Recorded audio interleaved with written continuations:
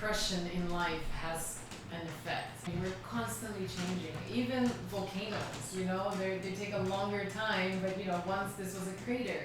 Like, it just depends on your perception of how you deal with everything. It's so easy to transform the past. It's our relationship to that. What kind of weight do we give it? And how can we transform that feeling? I like it as a therapist to say, you need to stop. You need to stop healing.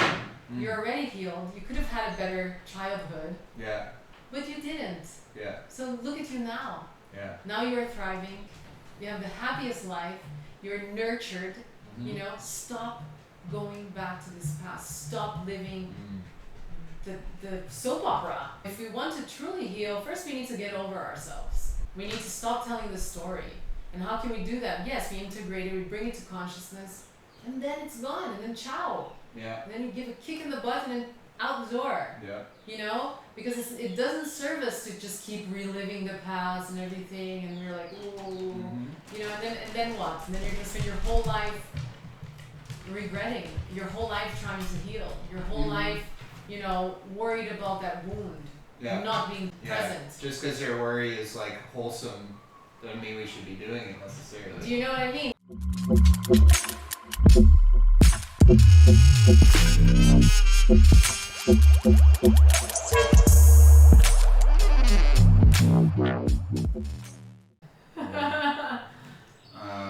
Hey, welcome everybody. My name's Alex. I'm here with my friend Aline. We're here with beautiful Lake Katitlan behind us and the volcanoes.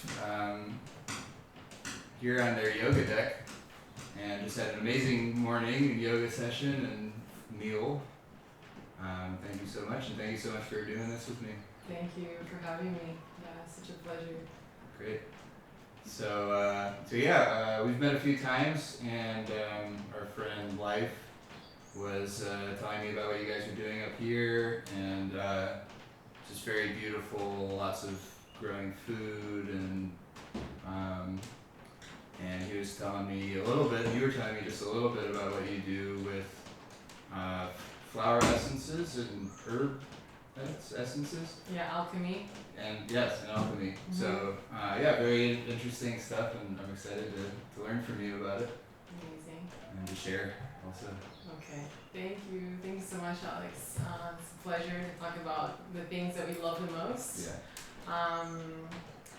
I guess, I think many years ago we just really noticed a need to really work on ourselves and to really understand our shadow and really integrate those darker aspects of the self that are kind of hidden in the unconscious, right? Which is hard to do, I guess, when you're living in the cities and when you're having a busy life. And luckily, we came here to this amazing place and really rediscovered ourselves, right? We discovered the connection to nature, and we discovered the importance of growing your own food, of really living kind of independently from the system. That gave us so much, and we were so nurtured by that, and just learning about the cycles of life. I think here you really learn about biodynamic. I didn't know what that was, and it's so beautiful to just see when the full moon is out, to see all the plants just thriving and flowering in the garden, and it's like you really learn firsthand from experience, from direct experience. And I think that's like the biggest gift that we can have.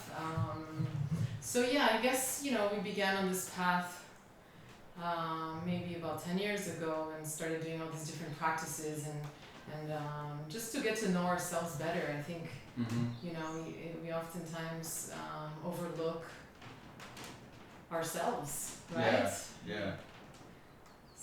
Knowledge of self is so important. So important, for us to realize why we're here, what we're doing in this lifetime, and what's our purpose, and just to be, without an agenda, without something to reach. And so I think that's when the big discovery started. We did all kinds of therapies and all kinds of different, modalities of self-inquiry, and works a lot with Life, and he really was a big catalyst for change in my life. Like, he really that you need to integrate your shadow.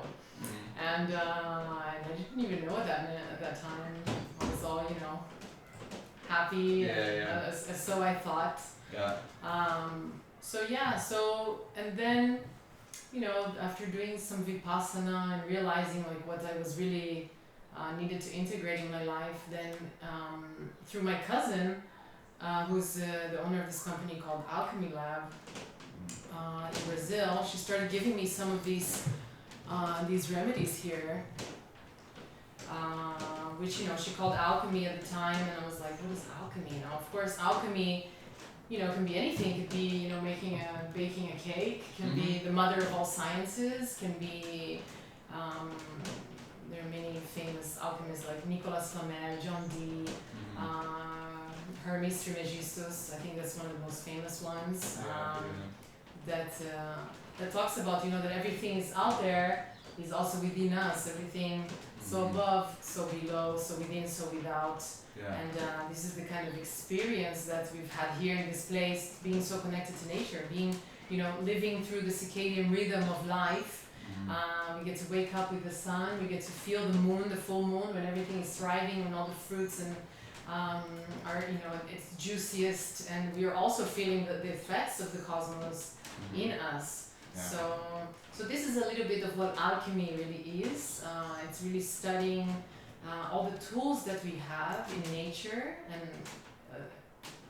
with minerals, with precious stones, with flowers, with plants, with everything that we have in nature, to transform lead into gold. Right. So that's really a metaphor for transforming a human being who is full of shadow into a more aware and more conscious human being, right? That's the big work of alchemy. So it's really taking everything that's in our reach and use that as tools to find out more about ourselves, to know what kind of elements are lacking, or what are we abundant in our lives, and what substances. So in alchemy, every human being is a tree of life. So we have the base, and we work a lot with the chakras, the energy centers. So we have the base, so that is like the most gross kind of aspects of the self. It's composed of the substance of sulfur, sulfuric in its essence, and it's more related to the father DNA. So we look at the DNA serpent a lot, and and then we move on through the different chakras, and that's where the mother and the father serpent converge at the center. So looking at the tree of life, so we have the sulfur, we have the saline structure, and we have the Mercurius. Mercurius is more composed of the elements of water and air. Normally women are more predominant in these elements, but it can be either way. We both have male and female, and this is like also our biggest work, to integrate anima and animus, our male and female aspects. So we also use astrology, Vedic astrology, to look at in an alchemical way, look at some information, and also through consultation, personal consultation with the individual, to try to find out what is imbalanced, by looking at how did this being come into the world, how was the pregnancy, how was the birth, how was the childhood, and then we divide every 7 years into these different chakras, which is what we are developing each 7 years. So first 7 years we're developing the base chakra, the second 7 years is the sacral, the following one is the solar plexus, and then we can understand kind of the psychosomatic roadmap of where trauma and sickness go together. So you can say that alchemy is studying the root cause of the problem. So allopathy came from alchemy.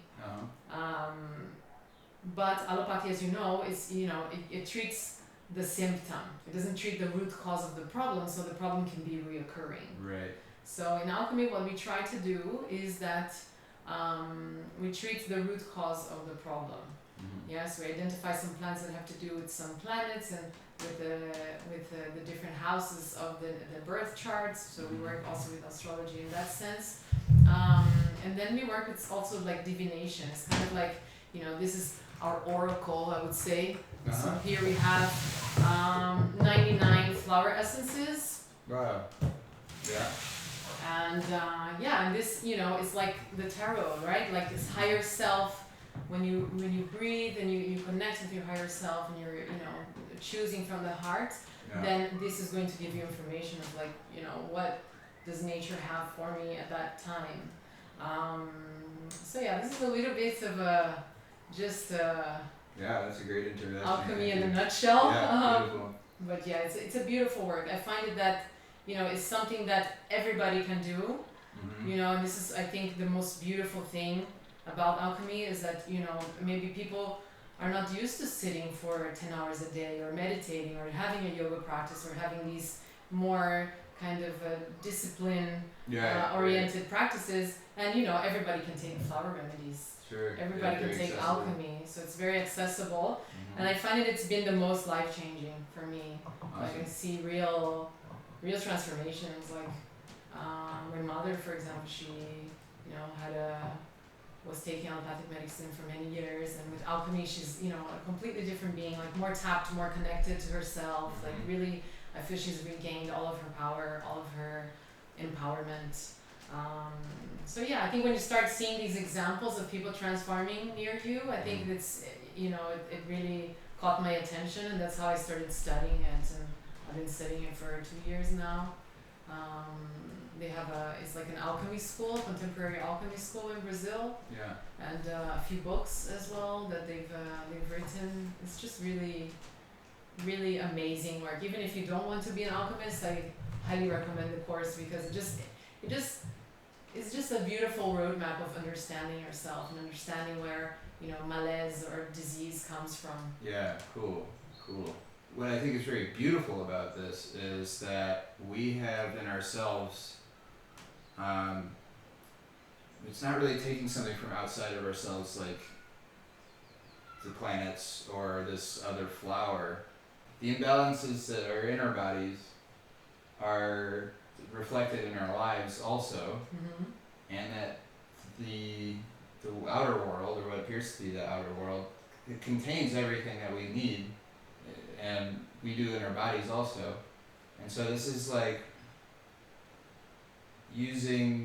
so I love that it's using the planets, which are like natural but like way far away from us in this like huge scale thing, and then plants can get pretty big, but they're all right here, and then it's a little bottle. I just think that's very,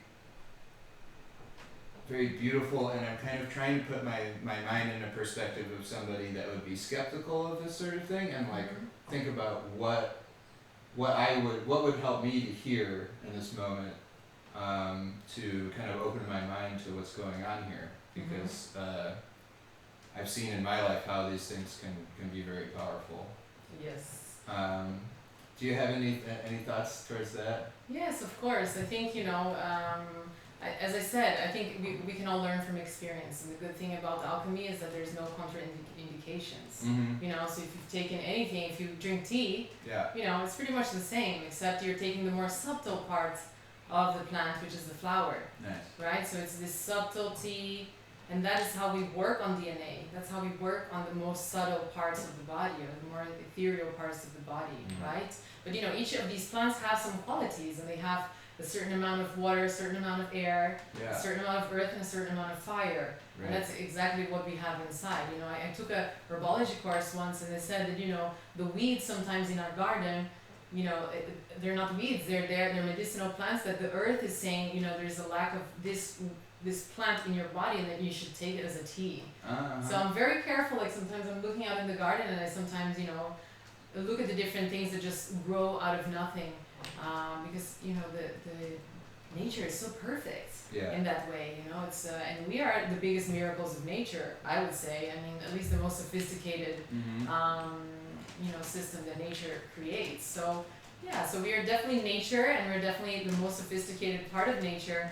And I think for people who are skeptical, they just need to try it. And experience for themselves. And the plants, they have a different experience for everyone.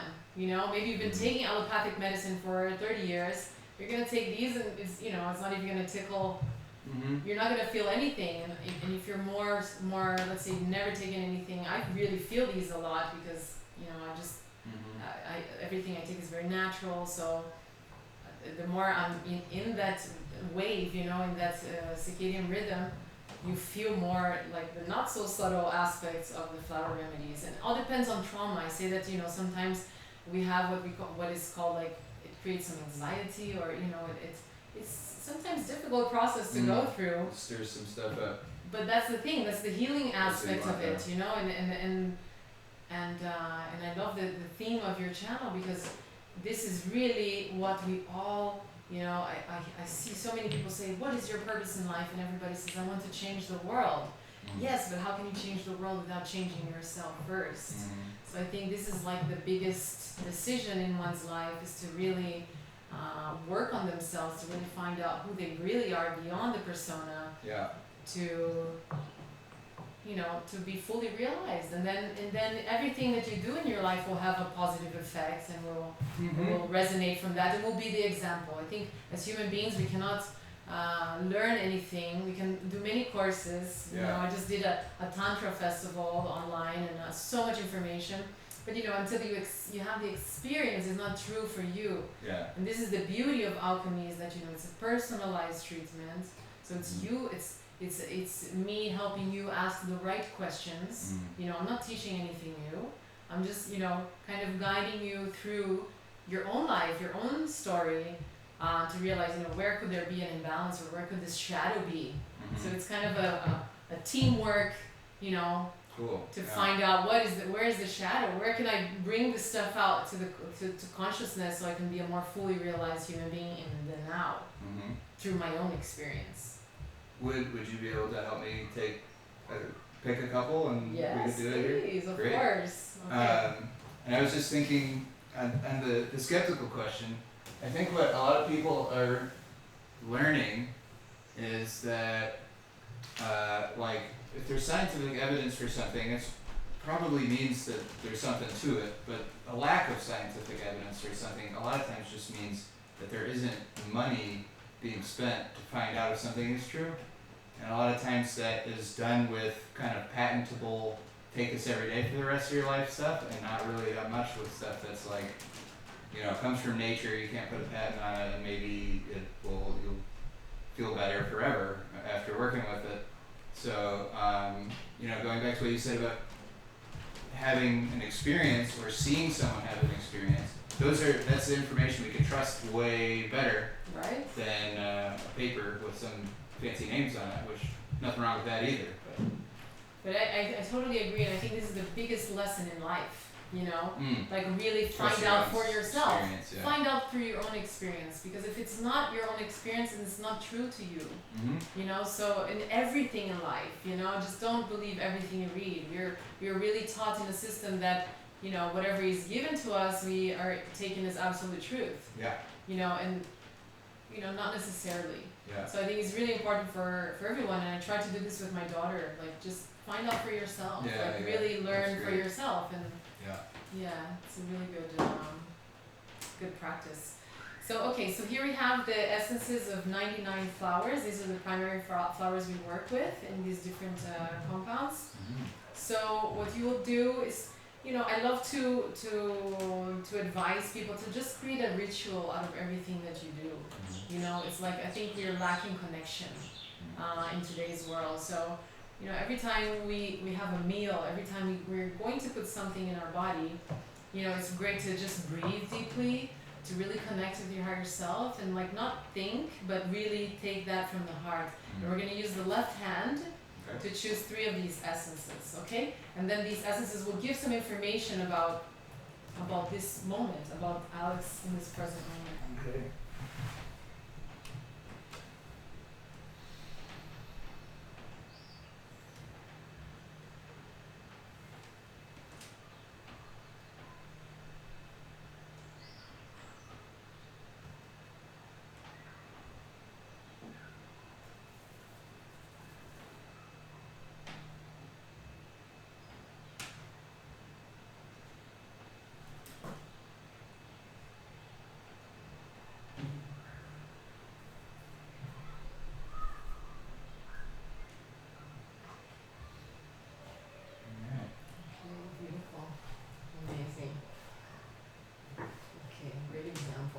So you've taken jacaranda, yucca, and lotus Okay. flower, which is so basically we divide the flower, these 99 essences, into 3 levels. The first level flowers, they are more of this present moment. Yeah, so they work more on the gross body. Yeah, of like how you feel right now, your physical like state. Cool. The second level plants, they are more of an archetype. So it's like something that you are mostly. And then the third level plants, which are the flowers, which is the lotus, is one of them. And they're very specific, very special flowers, and they have to do with the collective. Yeah. So this has a lot to do with the theme of your channel, which is, you know, they have an influence not only on yourself but also on the collective consciousness. Okay. So yeah, let's read about jacaranda. Jacaranda, I don't know if you know, it's a big tree. I think there are a couple here. They have normally it's this little purple flower. It's a big tree with beautiful, beautiful purple flowers. I've definitely seen purple flowers like all over the ground near trees. This is a tree. That might be it. This is a big tree, yeah. Cool. Okay, so jacaranda. It's a second level flower. It's very rich in all 4 elements. It's very rich in water, very rich in earth, air, and fire. So it's more of an archetype. And it activates the magnetic flow between the 2 hemispheres of the brain, integrating reason and intuition, thinking and doing, projecting and constructing. Yeah, so like integrating yin yang. Helps to discern and to realize. And it has to do with the third eye chakra. It integrates the third eye chakra, promotes equilibrium between reason and sensibility, allowing clarity, mental clarity, and bienestar. Bienestar is like well-being. Yeah, so it's a very beautiful plant. Great. We're gonna take a few drops. So you can like concentrate on those qualities like integrating yin yang, integrating reason and intuition, and then you can open your mouth, and we're gonna put this under the tongue because it's easily absorbed.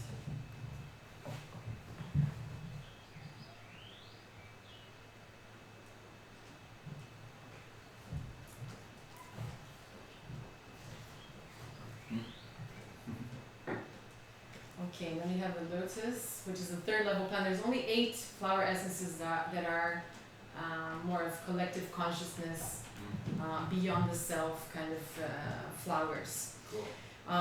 It's also integrating all the 4 elements very beautifully and reorganizes the interior chaos in profound moments of initiation. Awakening consciousness of the necessity to get to know us better, to explore our own limits, and to respond with dignity for all of our actions. It is linked to the sign of Pisces, so it's the sign of spirituality. It's the 12th house of the natal chart. This sign is the regent of the 12th house of the zodiac and represents our relationship with spirituality and our personal faith.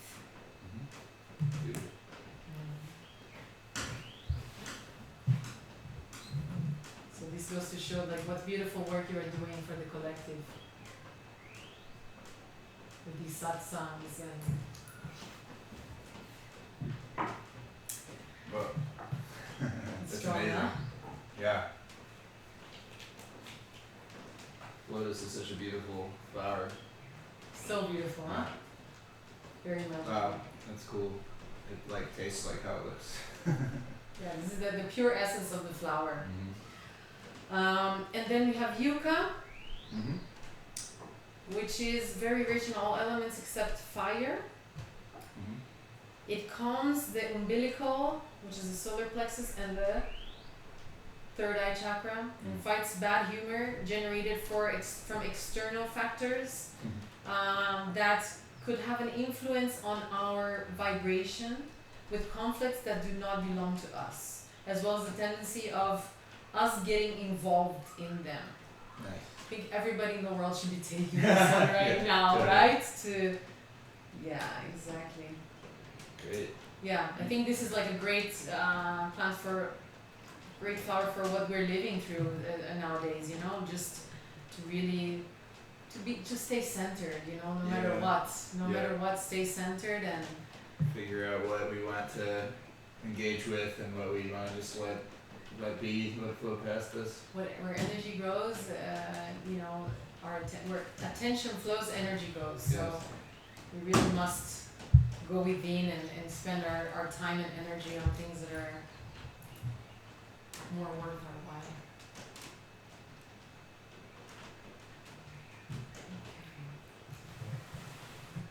Okay, so that's one of the ways we do this work. Thank you so much. Oh, you're welcome. It'd be interesting to see how I feel. Yeah, I was talking to Sebastian and he was like feeling something from doing this with you.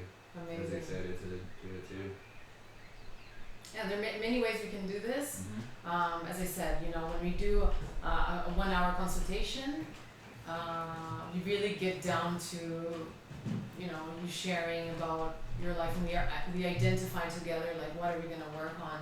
And mostly these ones, they already have like 4 or 5 of these plus some other minerals and some precious metals and stones. Awesome. And then we also add things that we, you know, from the present moment that we add in here. Yeah. So it's a very complete treatment of about 28 days. Life just did the cleanse of the father and the mother serpent, which is normally we start every treatment with these 2 months. And because I think, I don't know, but at least like 95% of people that I speak to, I mean, it's always some issues with, you know, the ancestors, with the mother and the father, like either trauma or something that was not accepted or something that was inherited. So it's really important to cleanse this, to really sever the umbilical cord. Yeah. And this, I love to do a family constellation work with these treatments. Nice. Because they're very complementary. It can help to like kind of see your life in the theater. Acted out. Yeah, let's talk more about that because I think that's something people are interested in, and I know a little bit about, but I could definitely learn more, and I think a lot of people could. So family constellation trauma, this is like with a few people acting as different parts of, I've heard of it being done kind of with just different parts of your own mindset. But also like literally like you're playing my mother or something. Yeah, the way I've done it, basically we invite about 10 people into the circle, or 5, or how many, you know, you can get. There's a mediator, and the mediator kind of also asks questions, and you choose, you know, for each one of those people to represent one person from your family. And I think it's even more powerful when you choose somebody to be yourself, so you can watch yourself as well. And you know, as this amazing magic of synchronicity that happens, you know, that supports us so much in this universe. You know, the archetypes of the people, they start really acting out in each one of the people, you know, each one of the person that's representing the member of your family. So, you know, it's a great moment to say, you know, whatever is yours, whatever is mine, you know, the person takes responsibility for that.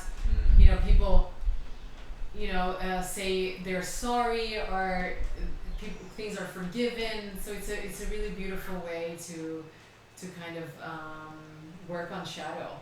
Yeah, there's a lot of work on Carl Jung about it. I also love reading Hodorowski. He has this book called The Family Genealogy. I just lent it to Sebas actually because I think he's gonna really enjoy it. Nice. But yes, you know, this information that get carried in the Akasha, and these records that are just written, and we're just picking up on this information all the time. And so for me, it was life changing, you know, to really like have everybody just in harmony, you know, in this theater of your own life. Yeah, it's really, really beautiful. I highly recommend it. Nice. You know, and these are very tangible things. You know, I think a lot of people are taking a lot of plant medicine now, and there's not really a kind of a focus. You know, there's not really a guidance. So I think it can open many doors, but I think it's also important to do this kind of, you know, like open up, to really work through these questions, to Mm-hmm. you know, to have some guidance and some support, or it can get too much, you know. Totally. It can get a little bit. So yeah, so you know, the family constellation anybody can do. It's very easy. You just find a good therapist and to be a mediator, and Mm-hmm. you will find the right people to do that. And it doesn't have to be anybody you know. Yeah. It's better that it's nobody you know, because then they will. They want to add their own kind of complexity to it, knowing you and stuff. Yeah. Yeah, exactly. Great. So, and yeah, and this work, the alchemy, I highly recommend like people to take flower remedies. This system they only have it in Brazil. Yeah. But even my daughter, like she's been taking it since she's 6 months. They have these. It's like homeopathic, Yeah. and it's just, for example, calm just has chamomile, calendula, and perfect love. These are the flowers here. Bella media. Mm-hmm. And then immunity, sete sangrias, azalea, bracatinga, mandacaru. There are many Brazilian plants here in the Nice. immunity.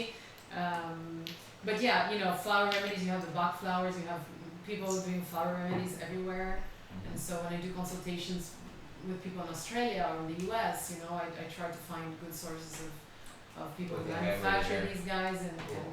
and we work with what we have, you Yeah. know. But I think it's Nice. important to get the support from nature. I personally can't recommend it enough. Like if I've seen people transform, Mm.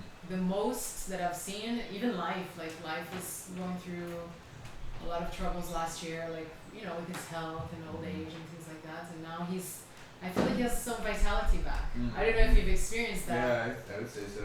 But yeah, I keep seeing these, now that I have more perception to looking at the results, and I definitely feel some strong results. And there's no contraindications. It's like taking Right. teas, and yeah, I highly recommend also, working with the essential oils. I think they're amazing. This is a black pepper, salvia, and rosemary. This is an Cool. amazing thing for the hair. Like they have this, essential oils are magic, for Yeah. eons people have been using essential oils to treat all kinds of.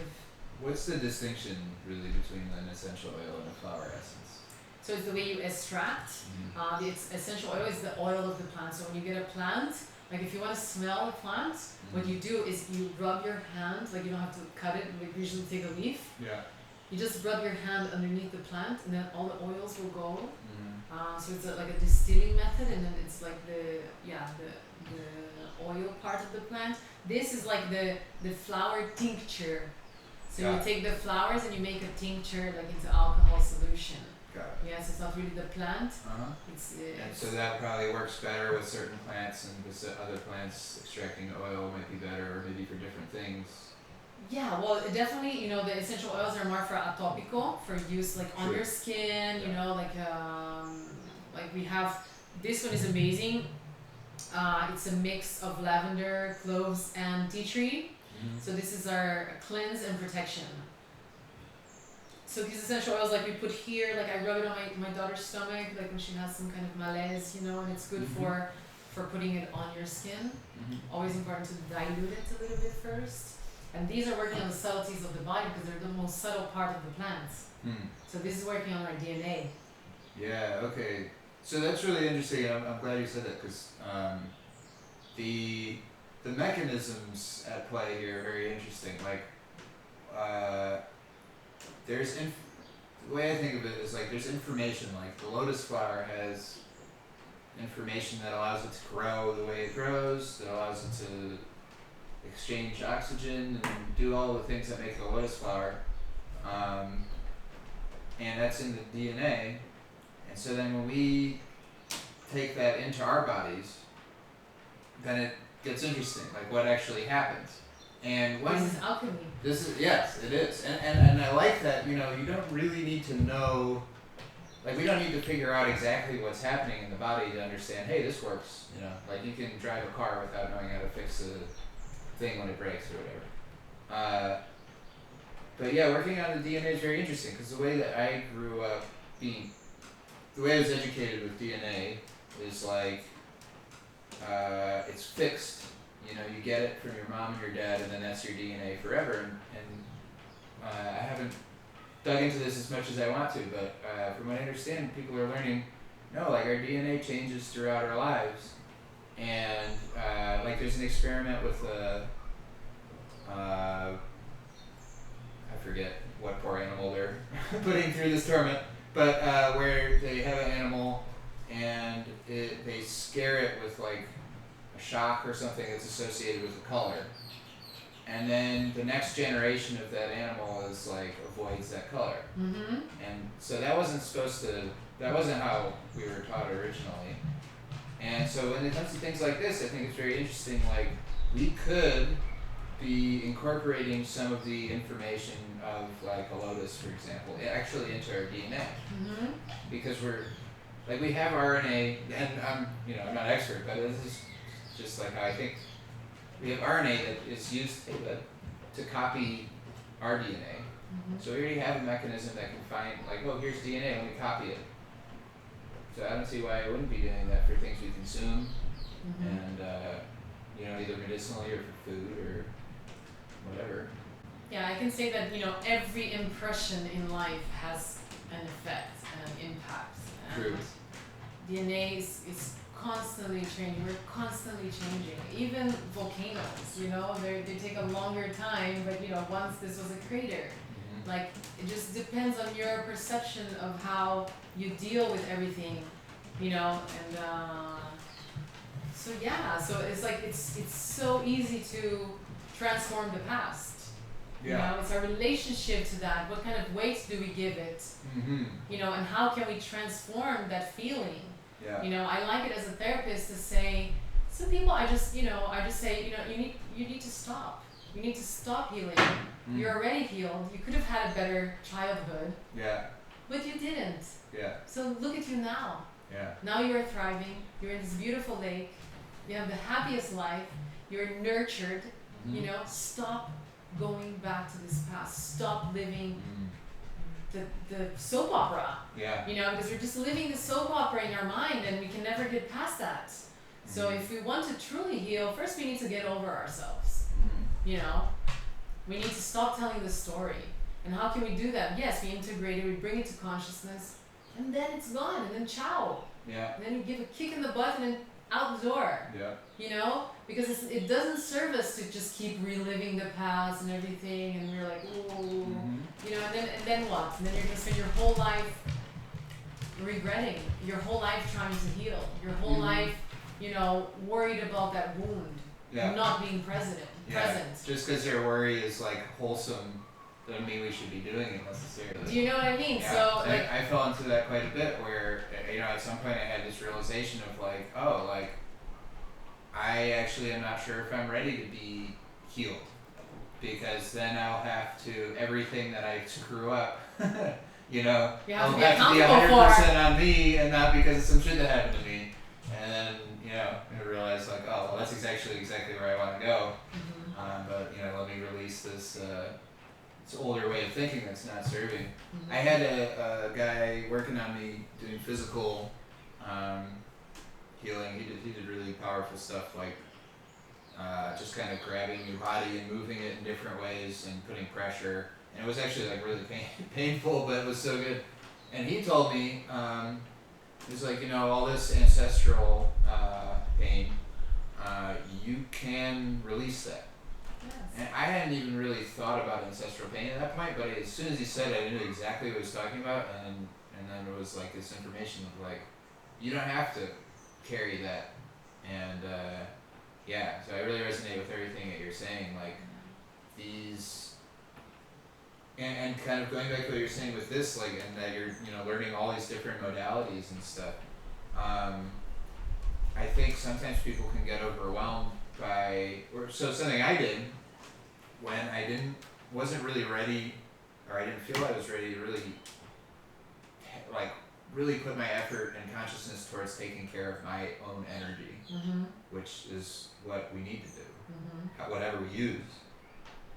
I would spend a lot of time learning about healing modalities and then feel like, okay, I did the work for the day, but it was all intellectual, and it was me like hunched over a computer a lot of the time, and it really wasn't like, and I'm glad I learned all that stuff. Like I'm a geek for this type of thing. That's why part of why I'm doing this channel. But yeah, like it's really just us in our own minds and bringing consciousness to everything, like our thoughts and why do we think what we think, what do we do what we do. This is the ultimate healing, you know, this is the ultimate healing. And I always say, you know, find what works for you, stick to that, and just do more of it, you know, and be Yeah. surrounded by people who support you in that. Absolutely. And, you know, and then you'll realize who you truly are. And Absolutely. you'll be completely present in what you're doing. And when you're completely present in what you're doing, there's nothing that can go wrong because Yeah. it's so perfect. I mean, this present moment right here, I mean, what else can we ask for? You know, and so, yeah, whatever practice that works for you, do that. You know, some people resonate with alchemy, some people resonate with tantra, some people resonate, Yeah. you know, whatever it is that helps you find out who you truly are now in this moment here. Yeah. You know, and without all the noise of, you know, everything that's happening in the world or whatever, Yeah. then go for it. You know, Yeah, I think absolutely. that's definitely the ultimate healing. You know, for you to find everybody will resonate differently with everything, but it's definitely possible to transmute, you know, DNA and trauma and everything that's happening. It's just the way you perceive it, the way how much weight do you give to it. Yeah. You know, we can choose to see the glass half full. We can choose to see the glass almost full. I always see the glass is almost full. Uh-huh. You know what I mean? And Yeah. that's like my outlook on life, and it definitely serves me. But I think it's also very important to understand the duality, to like really understand the shadow. Right. You know, like sometimes you just need to deep dive in the shadow. But once you've brought it to consciousness, you know, let it go. Yeah. Let it go. Don't focus too much on it. You know. And Definitely. yeah, that's. I like to tell people that you can't really figure out with your logical mind what modality is going to be good. Just try things and then see what feels good. And there's no way of knowing, like I can't ever tell anybody what modality I could try to use my intuition or whatnot. It might be helpful. But whatever it's going to be, it's probably, there's going to be hundreds or thousands or tens of thousands of hours of your attention put towards healing, depending on, you know, what you have. So like, you know, get started and then once you get going, like, then the other things you need just kind of, at least for me, and I know for other people, like, just start falling into your life. Right. And you're like, you know, okay, I feel like a new healing modality would be good for me, and then like, you know, your new neighbor does some amazing thing. So, yeah. Definitely. Once you open up to that, it just keeps like attracts like, no? So it just keeps coming. It's all a mirror, really. Totally. Yeah, I definitely find that once I started on this path, like I just meet people that are really on the same path, and it's so beautiful. Yeah. And we are, you know, we're perfect just as we are. Like we don't really need all of these different practices, but for me it definitely helps. Yeah. You know, like when we start our day doing this amazing yoga class and we reach this state of miss nobody, this is like the juice of life for me. Yeah, same. You know, so yeah, I definitely encourage people to do it. You know, but also as Muji says, it's like, you know, you're perfect as you are. We are perfection. You know, as human beings, we're a miracle in ourselves. Yeah, absolutely. So I think it's also important to look at that, to be grateful, no? I think these practices of gratefulness and yeah, I love this system because it's, you know, anybody can take it. I mean, you might not have read Osho book in your life or whatever. Right. But you know, you can take flower remedies and you resonate and you love lavender. I mean, lavender smells amazing. And you don't have a problem with, you know, just taking some lavender oil. Yeah. So I think this is the great thing, that it's accessible to anyone. You don't have to do any yoga practice, you don't have to have any kind of practice, and you can really be supported by and transformed with this kind of I wish I would have known it before, you know, because I'm like, even with my daughter, I think, you know, she's already taking like massive alchemies and she's already improved so much. Like I've seen her quantum leap. Cool. In like 3 months, she just became this like independent little being. Yeah, it's really magical. Cool. Yeah, that's great. I think it takes less discipline than some of the other things, like meditating for hours a day, but there is a subtle discipline to it of like just in breathing and connecting before I picked, you know, and then also when I was taking them, like, you know, shut everything else, let everything else float away and just concentrate on like, what does this taste like? Well, you know, let me process the essence of this thing the best I can. Yes. So it absolutely still is like, you know, so even like I could see, in addition to the effectiveness of those things, just sitting down and spending time with it, like just the same way that if we always, when we ate, didn't do something else at the same time and really like focused on how things tasted and all that stuff, like very healthy and good to do too. Yeah, it's like almost like a prayer. Yeah. You know, it's like when you set an intention for your yoga practice that we did, and then everything, every movement, every breath becomes an offering to the greater, you know, to our higher self. And the same with this, you know, for you to do, normally it's, you know, we have 3 of these and we do 3 rituals, so 1 in the morning, 1 in the afternoon, 1 in the evening. And what I do is that I ask that everyone write down the things they want to transform, you know, and read them and feel them and breathe into them, and that is your prayer. And that has a huge effect. I know you've seen probably, you know, the work they do with water, and they put like love into the water, and they put indifference, and they put hatred, and you know, and the food. Wow, the food is amazing if you see like putting love. So if what if everything that we did throughout the day, you know, we came back to that space of an offering of a prayer. Yeah. You know, so if you can do it 3 times a day with these guys, you know, connecting to Mother Nature, connecting to our essence or what we really are in our true self, then, you know, what a beautiful life, what a grateful life, just living these little moments, you know, just when we just sat down and we just breathed together, creating this kind of, you know, moment before we had our meal, before.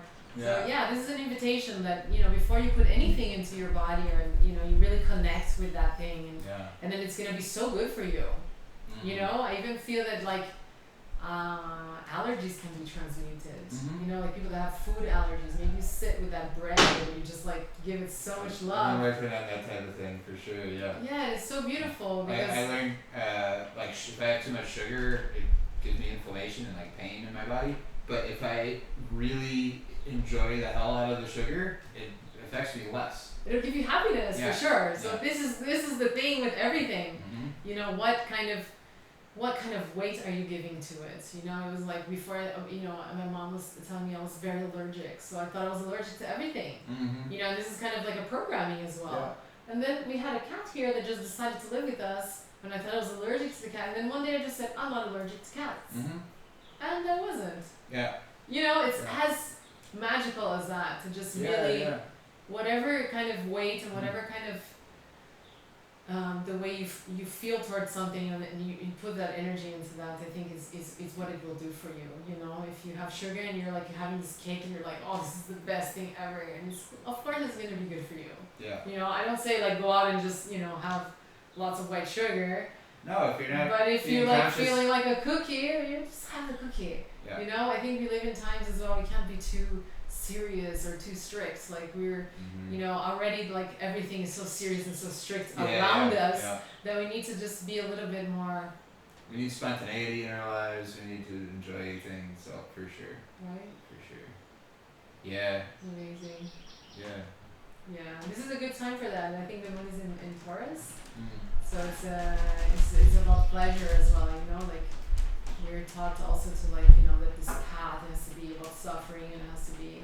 Right. I think, you know, everybody's so different and everybody has to be treated like whatever works for you, man. You know, Totally. Like go for it. Yeah. You know, and try not to judge other people and what they're doing. Just respect what they're doing. I think that's the key to a happy life. Yeah. Yeah, I think, you know, like you said, ritual is so important, and I think it's one of the. I have a lot of feelings about like religion versus secularism versus spirituality or whatever, but what I think is the most missing from like a secular life, I don't mind throwing out dogma or, you know, some of the other things, but ritual brings our focus and it brings our attention into something. So not everything needs to be so damn casual, you know. Like if we had a meal and we did the prayer, we held hands, and it's like we all began a meal together. We're putting our focus in the meal. Nobody's on their phone. Nobody's like, you know, halfway doing something else. And it was the ritual that created that space and created that that level of kind of concentration in us. And then, we just relaxed and had a great meal. We weren't like ritualistically doing anything else. But I think that's so missing, like, from the modern world, is nobody does any ritual anything.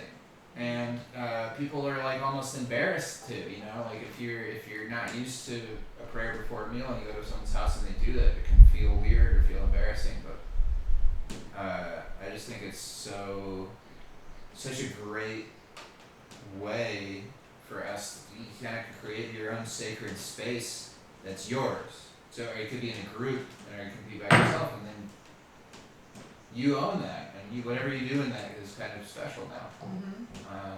And yeah, like everything being very casual, and like whatever, I'll just hop in the temescal or whatever. Like no, like it's really great to do something to set up that space. Yeah, and to be quite honest, Alex, like I have little patience for stories. I really like to engage with people, like talk about truth, talk about things that are important, about real things, and I have less and less patience for stories, I would say. Like, like people get so caught up in their story, and the mind, and the this, and I did this, and I did that, and, and then, for example, when we go into the Temazcal, it's the most sacred time for us here. We chant, like we let our body be the vehicle and like resonate the harmony within our voice, and we go together. It's like, it's so beautiful, and we get so much more out of these interactions than, to just be gossiping or, don't get me wrong, sometimes it's fine to just like kind of, like babble, but yeah, I think it's so important. It's brought so much quality into our lives, like to just spend this time just doing these little rituals and connecting. I think this is the way to connect. Like there's lack of connection nowadays. Like sometimes you know a person for so many years and you've never really looked into this person's eyes, and you've never really had like a heart share with this person. So this also is true for like relationships, I think. You can be living with somebody and completely disconnected. So like people sometimes say like they're afraid of running out of things to talk about with their partner. But